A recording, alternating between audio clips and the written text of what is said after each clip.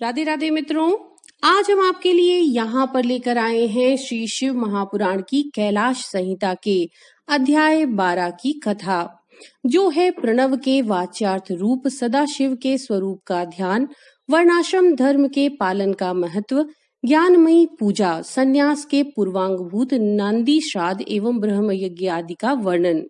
तो चलिए शुरू करते हैं। श्री स्कंद ने कहा, महाभाग मुनीश्वर वामदेव, तुम्हें साधुवाद है, क्योंकि तुम भगवान शिव के अत्यंत भक्त हो और शिव तत्व के ज्ञाताओं में सबसे श्रेष्ठ हो। तीनों लोकों में कहीं कोई ऐसी वस्तु नहीं है जो तुम्हें ज्ञात न हो। तथापि तुम लोक पर अनुग्रह करने वाले हो, इसलिए तुम्हारी समक्ष इस विषय का वर्णन करूंगा। इस लोक में जितने जीव हैं, वे सब नाना प्रकार के शास्त्रों से मोहित हैं।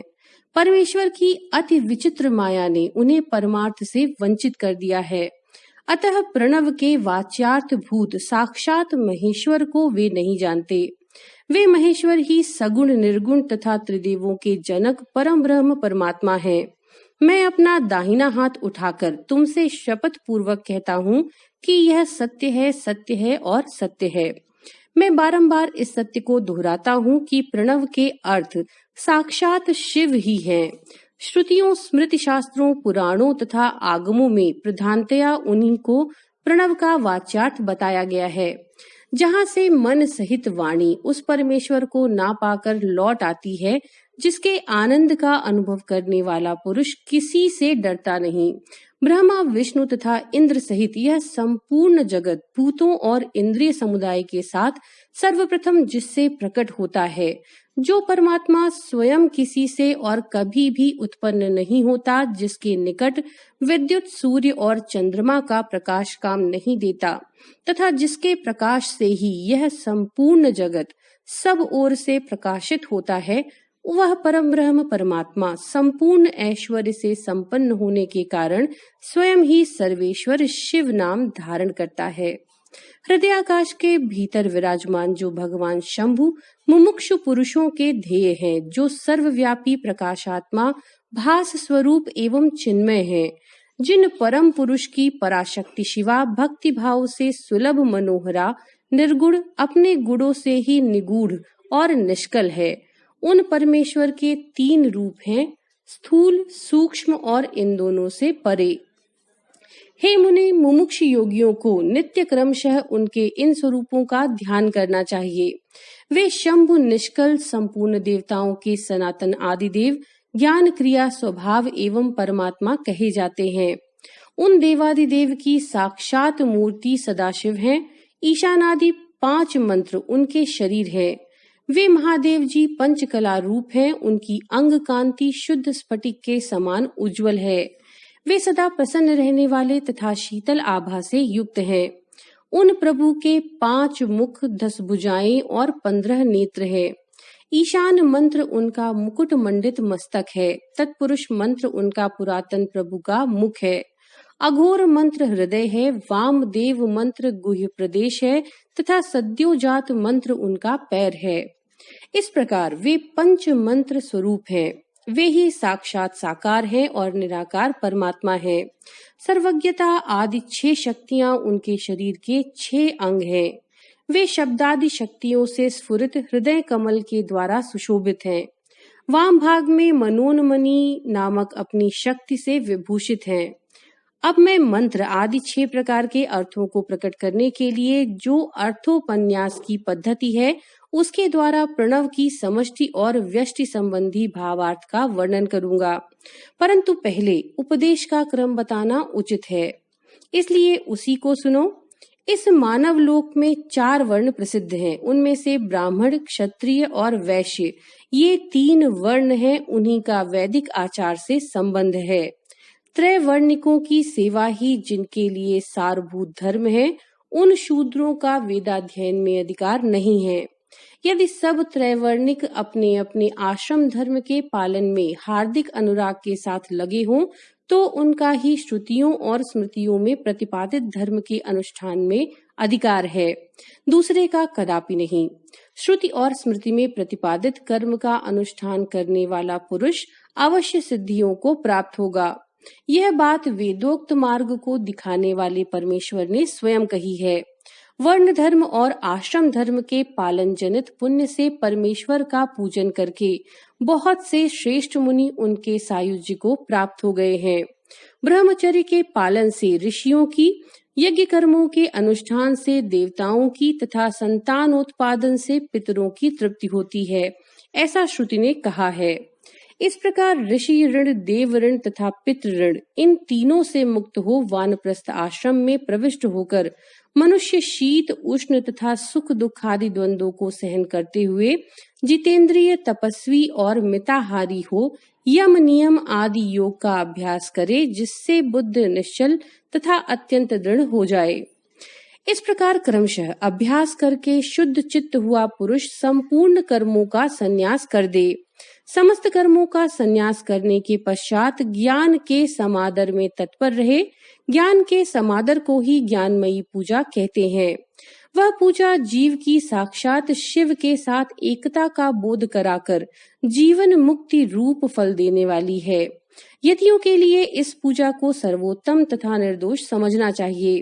महाप्राज्ञ, तुम पर स्नेह होने के कारण लोकानुग्रह की कामना से मैं उस पूजा की विधि बता रहा हूँ। सावधान होकर सुनो। साधक को चाहिए कि वह संपूर्ण शास्त्रों के तत्वार्थ के ज्ञाता, वेदांत ज्ञान के पारंगत तथा बुद्धिमानों में श्रेष्ठ आचार्य की शरण में जाए। उत्तम बुद्धि से युक्त एवं चतुर साधक आचार्य के समीप जाकर विधि पूर्वक दंड प्रणाम आदि के द्वारा उन्हें यत्न पूर्वक संतुष्ट करे। फिर गुरु की आज्ञा ले वह 12 दिनों तक केवल दूध पीकर रहे। तदनंतर शुक्ल पक्ष की चतुर्थी या दशमी को प्रातः काल विधिवत स्नान कर शुद्ध चित्त हुआ विद्वान साधक नित्य कर्म करके गुरु को बुलाकर शास्त्रोक्त विधि से नांदी श्राद्ध करे। नांदी श्राद्ध में विश्व देवों की संज्ञा सत्य और वसु बताई गई है। प्रथम देव श्राद्ध में नांदी मुख देवता ब्रह्मा, विष्णु और महेश कहे गए हैं। दूसरे ऋषि श्राद्ध में उन्हें ब्रह्म ऋषि, देव ऋषि तथा राज ऋषि कहा गया है। तीसरे दिव्य श्राद्ध में उनकी वसु, रुद्र और आदित्य संज्ञा बताई गई है। चौथे मनुष्य श्राद्ध में सनक आदि 4 मुनीश्वर ही नांदी मुख देवता हैं। पांचवें भूत श्राद्ध में 5 महाभूत, नेत्र आदि 11 इंद्रिय समूह तथा जरायुज आदि चतुर्विध प्राणी समुदाय नांदी मुख माने गए हैं।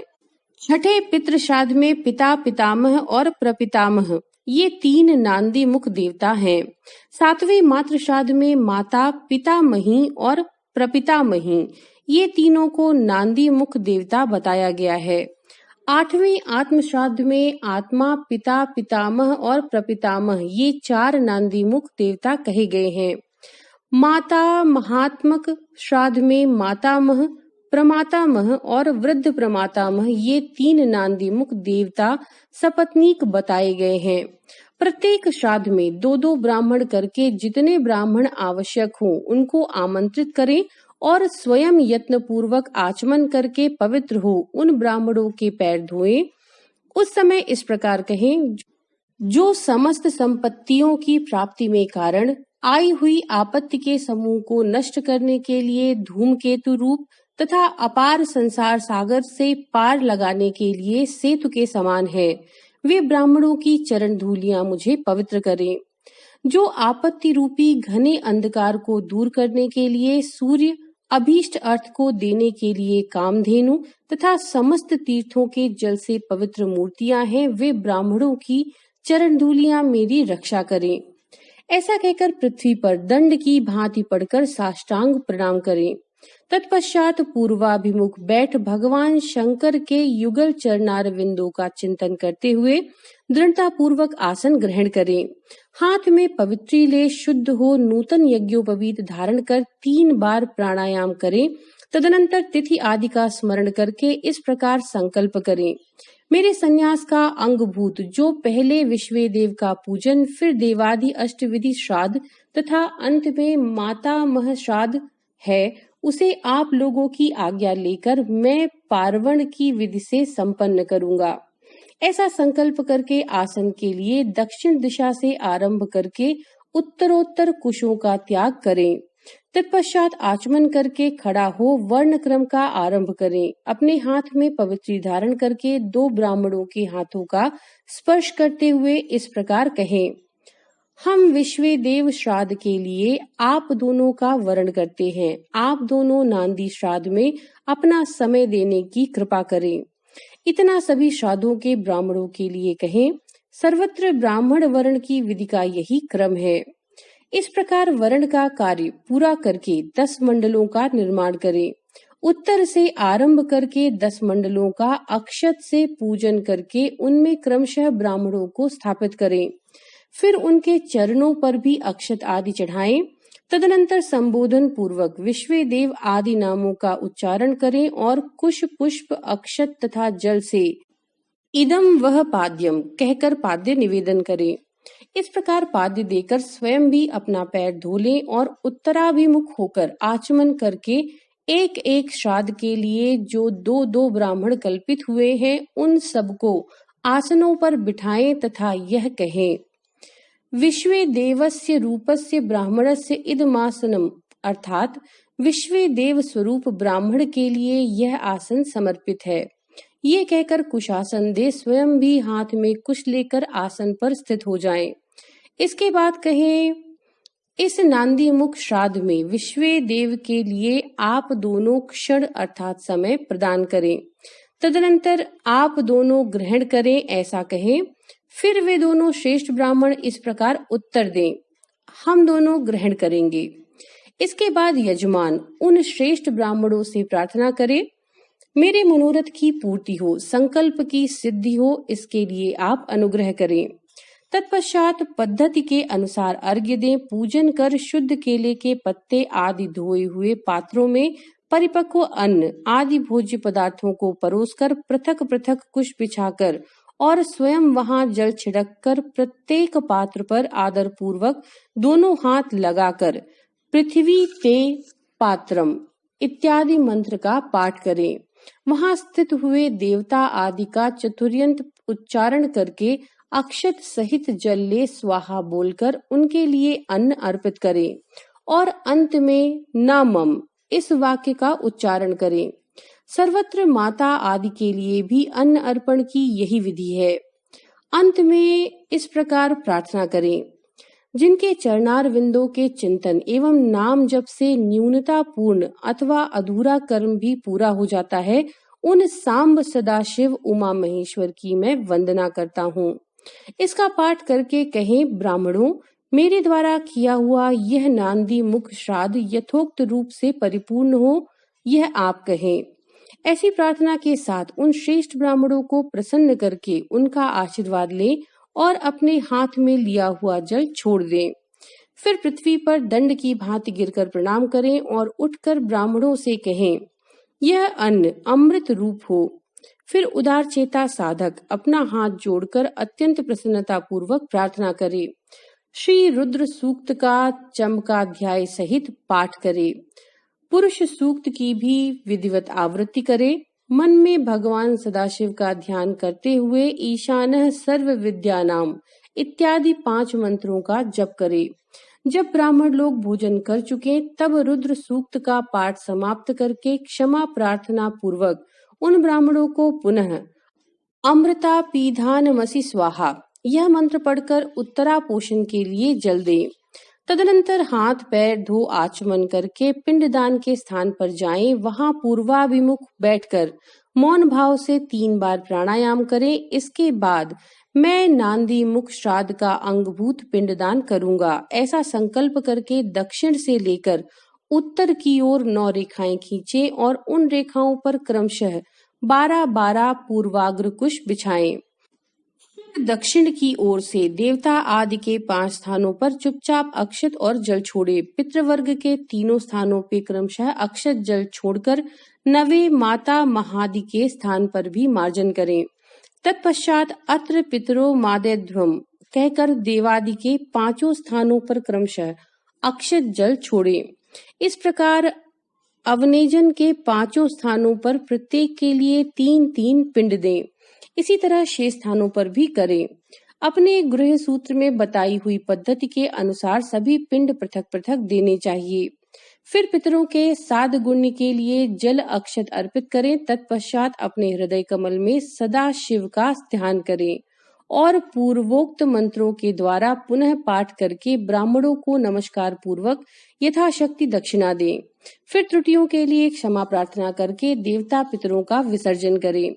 पिंडों का उत्सर्ग करके उन्हें गौओं को खाने के लिए दे दें अथवा जल में डाल दें। तत्पश्चात पुण्याहवाचन करके स्वजनों के साथ भोजन करें। दूसरे दिन प्रातःकाल उठकर शुद्ध बुद्धि वाला साधक उपवास पूर्वक व्रत रखे। कांख और उपस्थ के बालों को छोड़कर शेष सभी बाल मुड़वा दे, परंतु शिखा के 7-8 बाल अवश्य बचा ले। फिर स्नान करके धुले हुए वस्त्र पहनकर शुद्ध हो 2 बार आचमन करके मौन हो विधिवत भस्म धारण करे। पुण्याह वाचन करके उससे अपने आप का प्रोक्षण कर बाहर भीतर से शुद्ध हो होम द्रव्य और आचार्य की दक्षिणा के द्रव्य को छोड़कर शेष सभी द्रव्य महेश्वरार्पण बुद्धि से ब्राह्मणों और विशेषतः शिव भक्तों को बांट दे। तदनंतर गुरु रूपधारी शिव के लिए वस्त्र आदि की दक्षिणा दे। पृथ्वी पर दंडवत प्रणाम करके डोरा, कौपीन, वस्त्र तथा दंड आदि जो धोकर पवित्र किए गए हों धारण कर ले। तदनंतर होम द्रव्य और समिधा आदि लेकर समुद्र या नदी के तट पर, पर्वत पर, शिवालय में, वन में अथवा गौशाला में किसी उत्तम स्थान का विचार करके वहां बैठ जाए और आचमन करके पहले मानसिक जप करे। फिर ओम नमो ब्रह्मणे इस मंत्र का 3 बार जप करके अग्निमीले पुरोहितम इस मंत्र का पाठ करे। इसके बाद अथ महाव्रतम अग्निर्वे देवानाम एतस्य समान्याम ओम ईशे तोर्जे त्वाम वायवस्थ अग्न आयाहि वीतये तथा शंग नो देवी रभीष्टये इत्यादि का पाठ करे।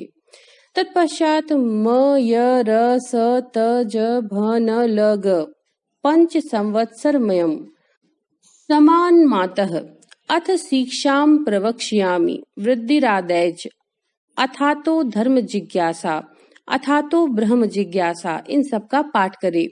तदनंतर यथासंभव वेद पुराण आदि का स्वाध्याय करे। इसके बाद ओम ब्रह्मणे नमः, ओम इंद्राय नमः, ओम सूर्याय नमः, ओम सोमाय नमः, ओम प्रजापतये नमः, ओम आत्मने नमः, ओम अंतरात्मने नमः, ओम ज्ञानात्मने नमः, ओम परमात्मने नमः इत्यादि रूप से ब्रह्मा आदि शब्दों के आदि में ओम और अंत में नमः लगाकर उनके चतुर्यंत रूप का जप करे।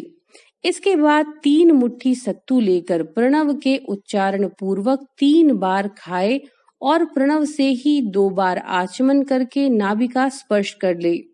उस समय आगे बताए जाने वाले शब्दों के आदि में प्रणव और अंत में नमः स्वाहा जोड़कर उनका उच्चारण करे। यथा ओम आत्मने नमः स्वाहा, ओम अंतरात्मने नमः स्वाहा, ओम ज्ञानात्मने नमः स्वाहा, ओम परमात्मने नमः स्वाहा, ओम प्रजापतये नमः स्वाहा इति। तदनंतर पृथक पृथक प्रणव मंत्र से ही दूध दही मिले हुए घी को अथवा केवल जल को 3 बार चाट कर पुनः 2 बार आचमन करें। इसके बाद मन को स्थिर करके सुस्थिर आसन पर पूर्वाभिमुख बैठकर शास्त्रोक्त विधि से 3 बार प्राणायाम करे। तो मित्रों, ये थी अध्याय 12 की कथा शिवपुराण से, कैलाश संहिता से। नमो नारायण।